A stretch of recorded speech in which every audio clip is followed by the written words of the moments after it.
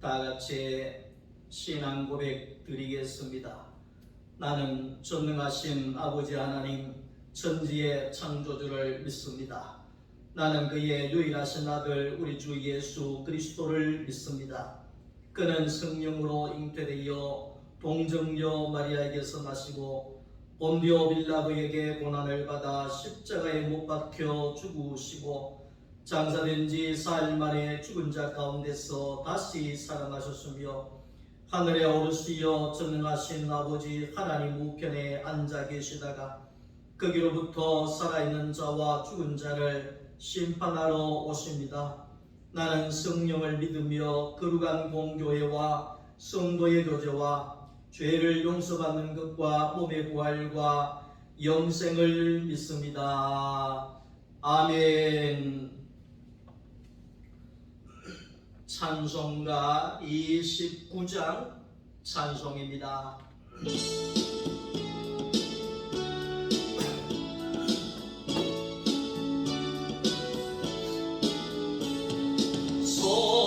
손도여 다 함께 할렐루야 아멘. 주 찬양하여라 할렐루야 아멘. 주 보좌 앞에서 택하신 은혜를 다 찬송하여라 할렐루야 아멘. 만문을 열어라 할렐루야 아멘. 온 마음을 울려라 할렐루야 아멘. 인도자 되시며 친구가 되신 주 그 사랑 끝없다 할렐루야 아멘. 주 찬양하여라 할렐루야 아멘. 찬양은 끝없다 할렐루야 아멘. 거룩한 집에서 좋은 종기리며 늘 찬송 부르자 할렐루야 아멘.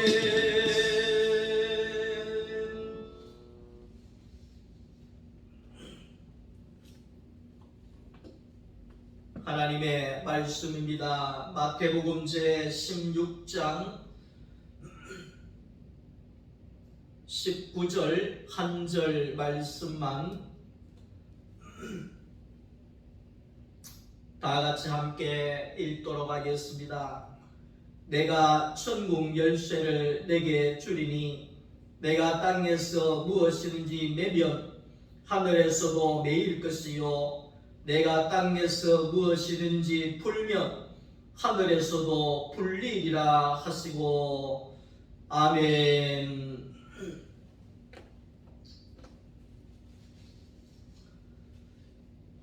할렐루야. 주님의 부활하신 부활절기를 맞이하여서 주님의 부활의 영광이 여러분들의 가정과 삶 위에 넘쳐날 수 있기를 주님의 이름으로 축원합니다.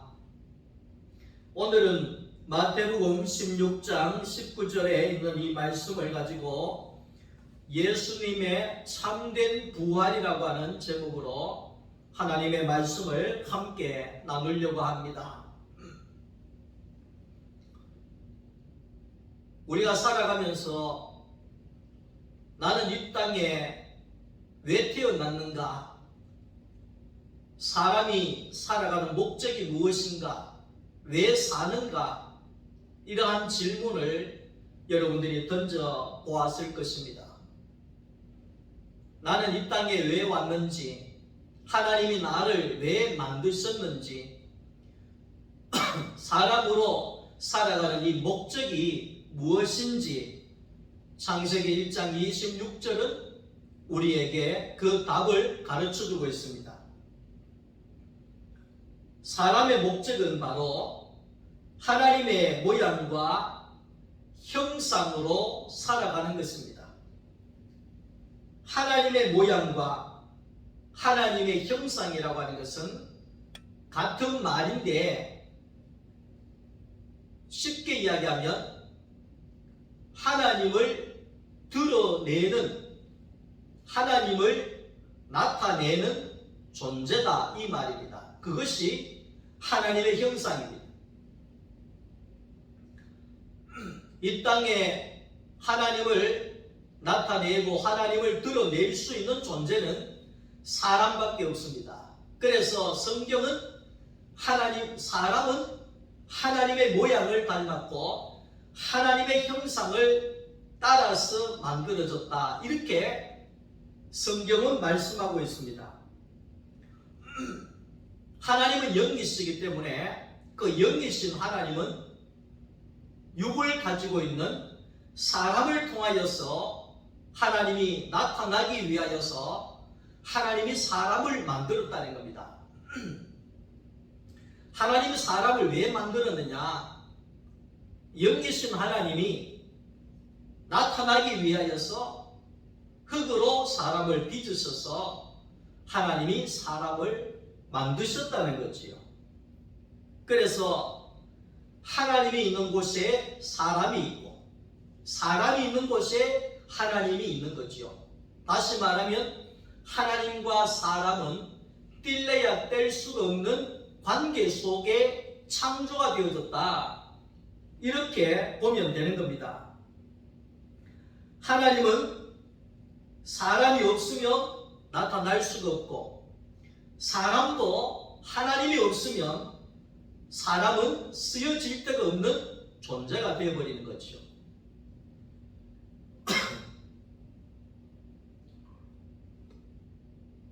오늘 창세기 3장을 보면 사람이 이 하나님의 형상을 잃어버립니다. 다시 말하여서 사람이 선악과를 먹고 난 이후에 하나님의 형상이 아닌 우상의 형상이 되어져 버렸다, 이 말입니다. 사탄의 형상이 되어져 버렸다, 그 말이죠. 짐승의 형상이 되어져 버렸다, 그게 우상의 형상이잖아요. 자, 그래서 원래 사람은 하나님과 하나고 한 연합체라는 것입니다.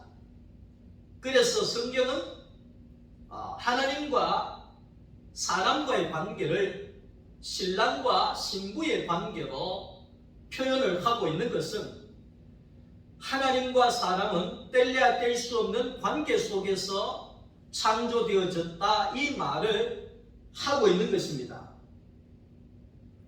자, 그래서 하나님과의 관계가 깨어져 버린 사람을 위하여서 예수님께서 여자의 후손으로 이 땅에 오셨다는 겁니다. 예수님이 이 땅에 오신 목적은 하나님과 사람과의 관계의 회복입니다. 하나님의 형상으로서의 사람을 회복하기 위하여서 예수가 이 땅에 오셨다는 것입니다. 예수님이 이 땅에 오시면 선악과로 멸망당하고 사탄의 형상이 되어져 버린 그 사람을 이제는 완전히 끝내고, 이제는 예수 안에서 새 사람으로 다시 재창조하기 위하여서 하나님의 형상으로서 회복하기 위하여서 새로 지어지기 위하여서 예수님은 이 땅에 오셨다는 것입니다. 예수님이 십자가에 우리 모두를 포함하여서 죽으시고 부활하심으로 인하여서 오늘 저와 여러분들은 새로운 생명을 예수 안에서 얻게 되어진 것입니다. 십자가에서 죽고 부활하셔서 다시 살아나신 예수 그리스도를 찬양합니다.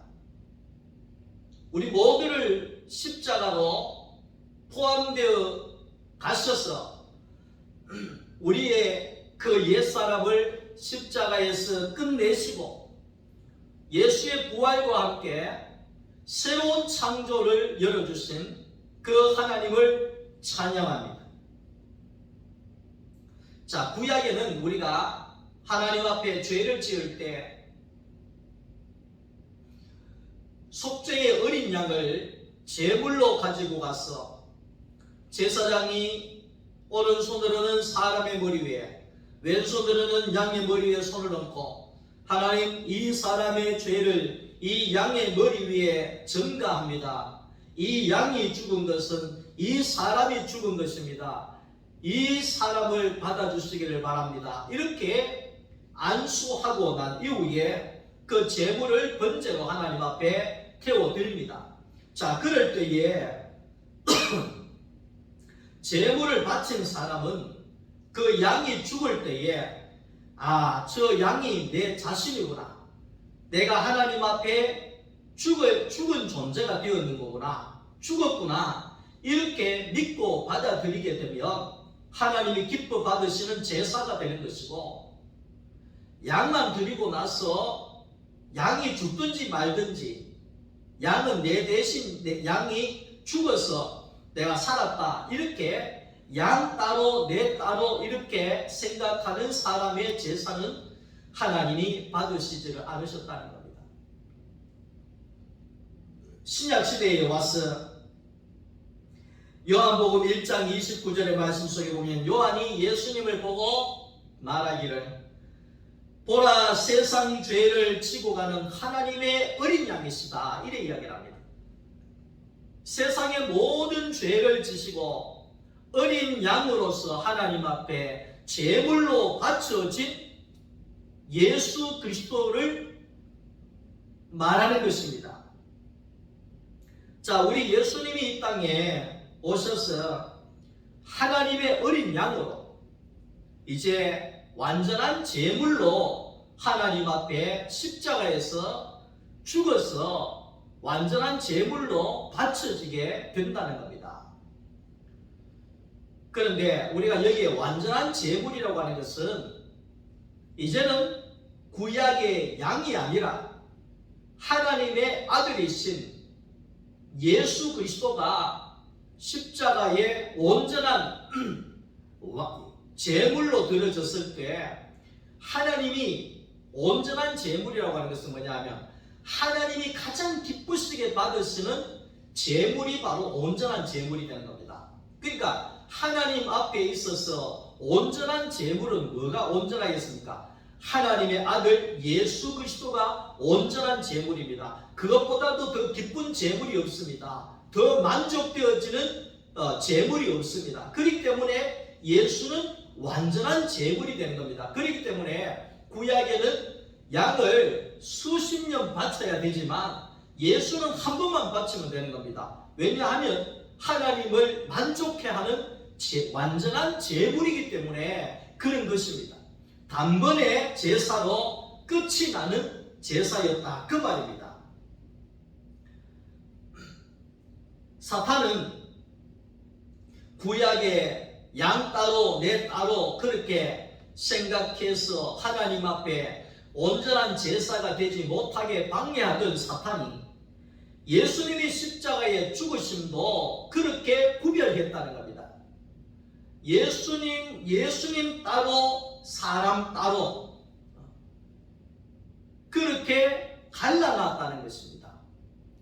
우리는 잘 알아야 됩니다. 사탄은 하나님과 나와의 관계를 계속해서 갈라놓게 하는 겁니다. 갈라놓기.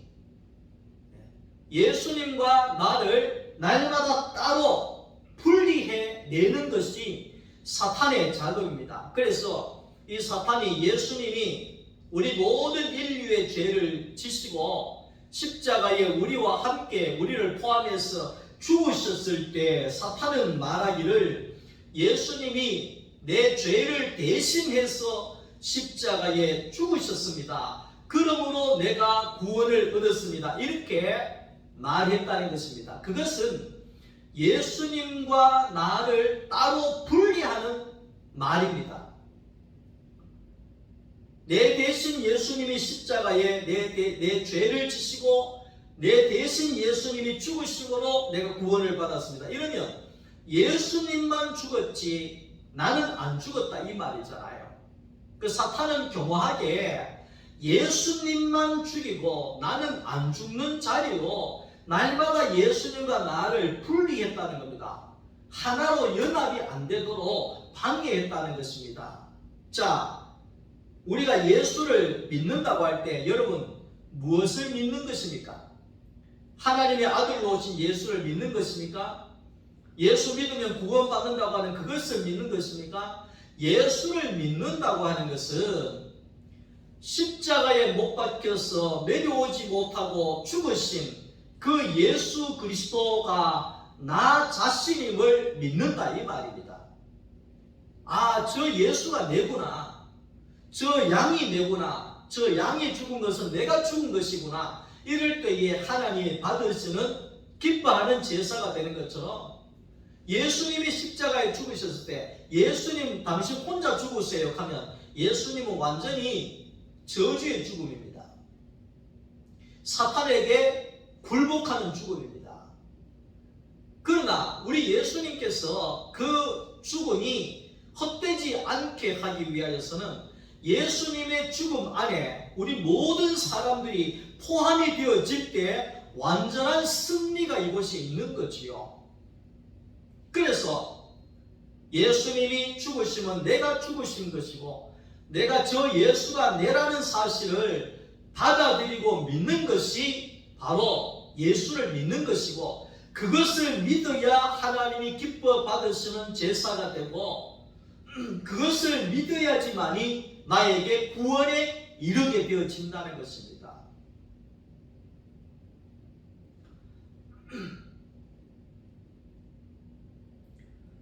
마태복음 1장 23절에 보라 처녀가 잉태하여 아들을 낳을 것이요 그 이름을 임마누엘이라 하라. 임마누엘이 뭡니까? 하나님이 우리와 함께 하시는 거잖아요.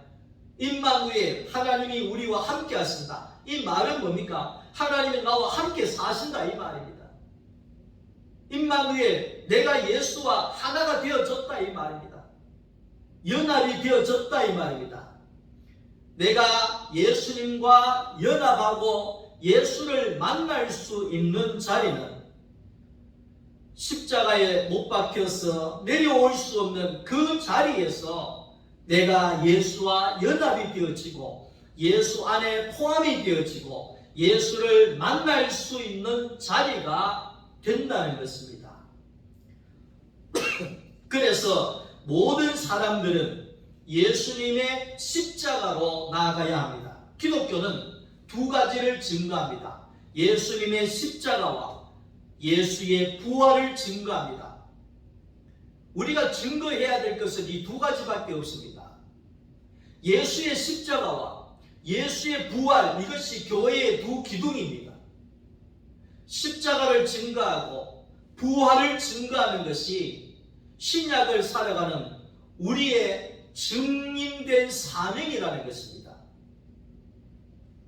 그래서 우리 모든 사람들은 십자가로 가야 합니다.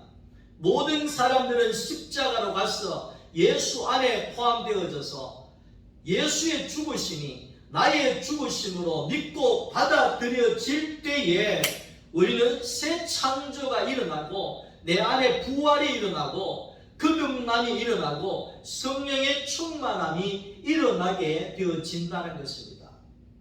십자가 없이는 부활이 일어나질 않습니다.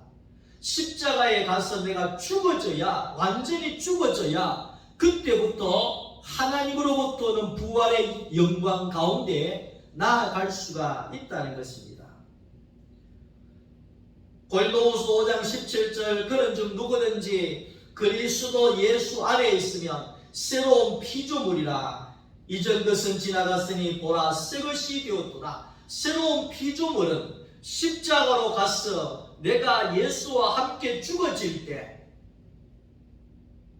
예수와 함께 부활이 일어나게 되고 새 사람이 되어지고 거듭남이 이루어지고 성령으로 거듭난 삶이 시작이 되어진다는 것입니다. 그래서 우리는 십자가로 가서 거듭나서 새 사람으로 살자는 겁니다. 이것이 바로 기독교입니다. 이전의 삶은 다 끝이 나고 이제는 새로운 피조물로 다시 창조된 새 창조물로 하나님 앞에 다시 살아가자는 것입니다. 이것이 바로 부활입니다. 십자가로 나아가야 부활이 열립니다. 우리는 십자가에 내 자신이 죽어라 그러니까 난 죽기 싫다. 와 자꾸 죽어라 그러노. 힘들게, 괴롭게, 고통스럽게 그렇게 생각하는 사람들이 많습니다. 십자가에 죽으라고 하는 것은 내 맞아라 이런 뜻이 아닙니다. 창에 찔려라 이런 뜻이 아닙니다. 수모를 당하고 멸시를 당해라 이런 것이 아닙니다. 고생을 많이 해라 이런 것이 아닙니다. 십자가에 못 박힌 예수가 그 죽음이 나의 죽음으로 받아들여지는 사람이 죽은 사람입니다. 그럴 때에 여러분 새로운 세계가 열려진다는 것입니다. 왜 우리가 예수를 믿으면서도 새로운 세계가 열리지 않을까요? 그것은 십자가에서 달려 죽은 그 예수를 예수 따로 내 따로 그렇게 갔기 때문에 우리는 예수 없는 부활이 일어나지 않는다는 것입니다. 반드시 예수가 있어야 우리 가운데 새 창조가 일어나게 된다 이 말입니다. 이것이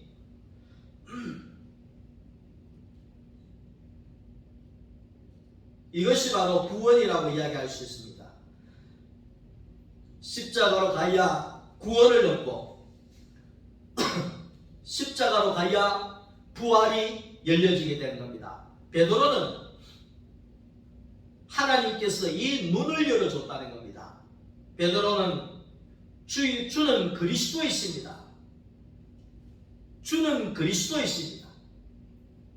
너희는 나를 누구라고 하느냐? 주는 그리스도가 되십니다. 이 말을 했잖아요.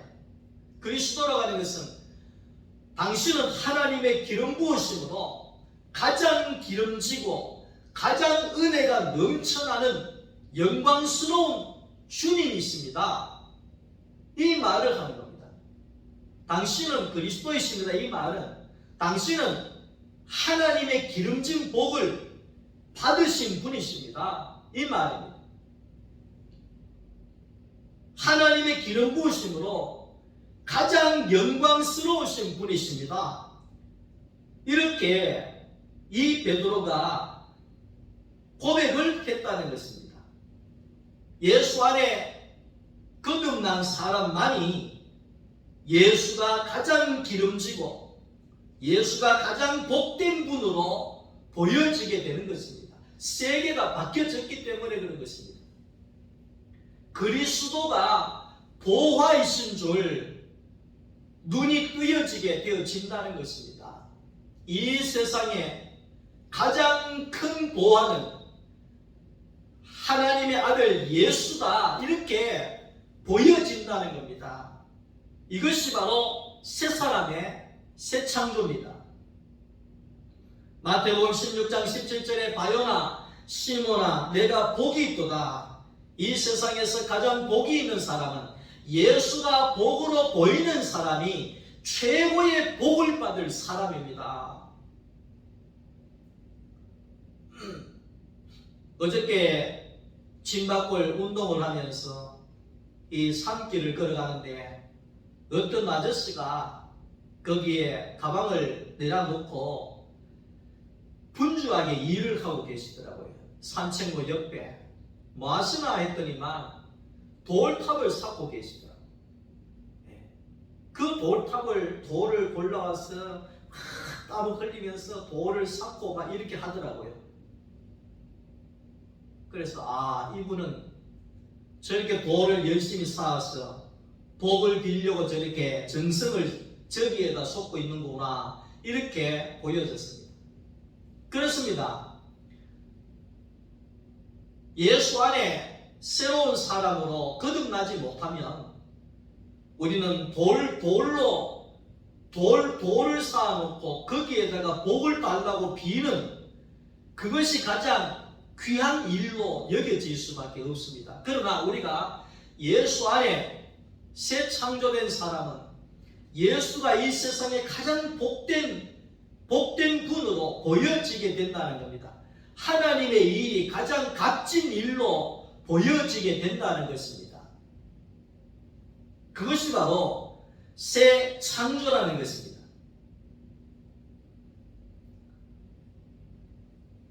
예수님께서 떡을 줄 때에는 수천 명이 따라다니면서 열광을 했습니다. 그러나 예수님께서 자, 이제 십자가로 가자. 십자가로 가서 우리가 함께 죽고 함께 살자, 이렇게 했더니만 다 도망을 가버렸습니다. 다 떠나버렸습니다. 여러분, 그게 세상입니다. 세상은 자기에게 이익이 돌아오지 아니하면 다 떠나버립니다. 종교도 마찬가지입니다. 자기에게 이익이 돌아오지 아니하면 다 떠나버립니다. 그것이 종교입니다. 왜 그렇습니까? 그러나 신앙은 그렇지 않습니다. 신앙은 절대 떠나질 않습니다. 왜? 예수가 복으로 보여지기 때문에 그렇습니다. 예수가 영광스럽게 보여지기 때문에 그렇습니다. 하나님의 일이 이 세상에서 가장 가치 있는 일로 보여지기 때문에 그런 것입니다. 그래서 선교지에서 죽으면서도까지도 복음을 전하는 이유가 이 세상에 가장 가치 있는 일이 예수 전하는 일이라고 믿고 나가기 때문에 그런 것입니다. 돌탑을 쌓는다고 하루 종일 시간을 다 허비하는 사람이 아니라 짧은 인생 가운데서 어떻게 하면 이 예수, 그리스도 예수를 더 많은 사람들에게 전할 수 있을까? 이 가치 있는 이 복음을 어떻게 많은 사람들에게 공급해 줄 수 있을까? 거기에 시간을 투자하는 가치 있는 삶을 살아갈 수밖에 없는 거지요. 예수님께서 제자들을 향하여 그렇게 이야기를 합니다. 너희도 떠나려고 하느냐? 너희도 갈 거냐? 이런 물었습니다. 세상 사람들 다 떠나가는데 너희도 갈 거냐? 그렇게 물었습니다. 그러니까 베드로가 주여, 영생의 말씀이 여기에 있는데 우리가 주님을 놔두고 어디로 가겠습니까? 이렇게 베드로가 고백을 한 겁니다. 주님, 내 살 길이 예수님에게 있는데 내가 어디로 가겠습니까? 주님, 내 살 길이 교회에 있는데 우리가 어찌 교회를 떠날 수가 있겠습니까? 이겁니다. 네. 저는 이 베드로를 볼 때마다 베드로는 무뚝뚝한 그런 경상도 사람 같은 그런 느낌이 있는 사람이에요. 왜? 성질도 막 붕 내고 나서기도 잘하고 금방 막 화냈다가 금방 조용했다가 막 이런 완전 그 바닷가의 사나이, 그게 이제 이 베드로거든요. 근데 이 베드로는 참, 물론 하나님이 베드로에게 그 계시를 열어줘서 가장 가치 있는 예수를 보여준 겁니다. 가장 가치 있는 십자가를 보여준 겁니다.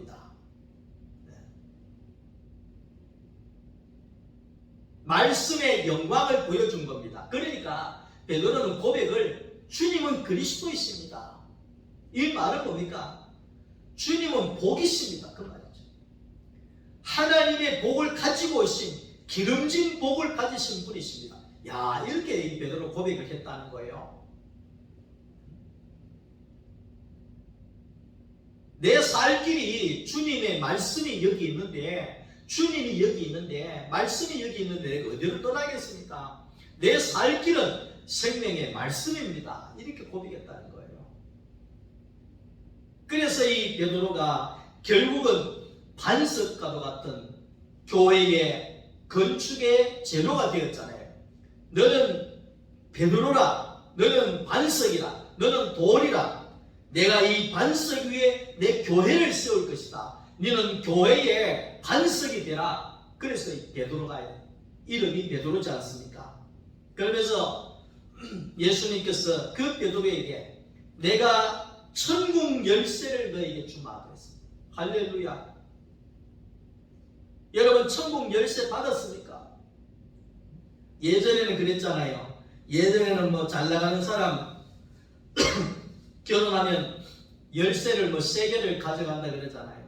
아파트 열쇠에다가 자가용 열쇠에다가 또 무슨 열쇠입니까? 그런데 베드로는 천국의 열쇠를 받았다는 겁니다.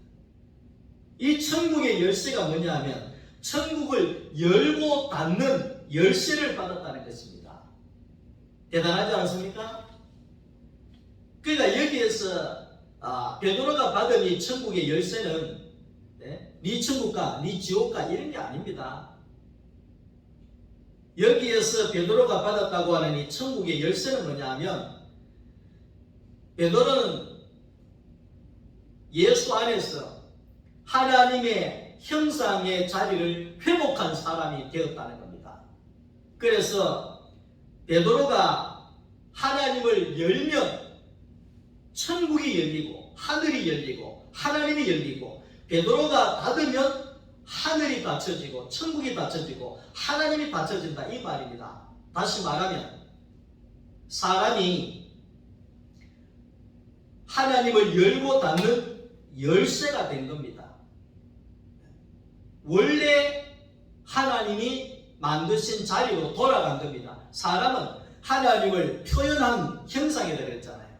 그러니까 하나님이 들어오면 나타내고 드러내고 이것이 사람의 일이라는 거죠. 그러니까 베드로가 천국의 열쇠를 받았다고 하는 것은 베드로가 천국을 말하면, 예수를 말하면, 예수를 전하면 예수가 열려진다는 거예요. 하늘에서도 천국이 열려진다는 거예요. 하늘이 열려진다는 거예요. 베드로가 예수를 전하지 아니하면 하늘이 닫혀지고, 하나님이 닫혀지고 천국이 닫혀진다 이런 뜻입니다. 그래서 베드로의 천국의 열쇠는 베드로가 가는 곳곳마다 천국의 열쇠로 천국을 열었던 사람입니다. 베드로가 가는 곳곳마다 주는 그리스도이시라고 증거했던 사람입니다. 이것이 바로 천국의 열쇠입니다. 하나님은 우리에게, 예수는 우리에게 이 천국의 열쇠를 우리에게 맡겼습니다. 그래서 이 천국의 열쇠를 열어주는 것이 바로 주 예수 그리스도의 부활을 증거하는 것입니다. 우리가 입을 닫으면 하늘이 닫힌 것입니다. 우리가 예수의 입을 닫으면 하늘의 예수가 닫혀진 것입니다. 우리가 예수의 입을 열면 하늘의 예수가 열려진 것이고, 천국을 열면, 천국이신 예수를 열면 하늘의 천국이 나로 인하여 열려지게 되어지는 것입니다.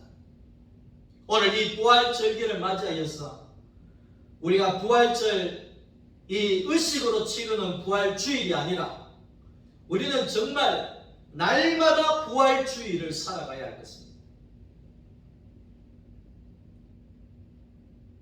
십자가에서 죽으시고 부활하신 그 예수 그리스도, 그 천국의 열쇠를 가지고 있는 저와 여러분들, 목숨이 끝나는 그날까지 예수를 증거하는 주는 그리스도이십니다. 하나님의 아들이십니다.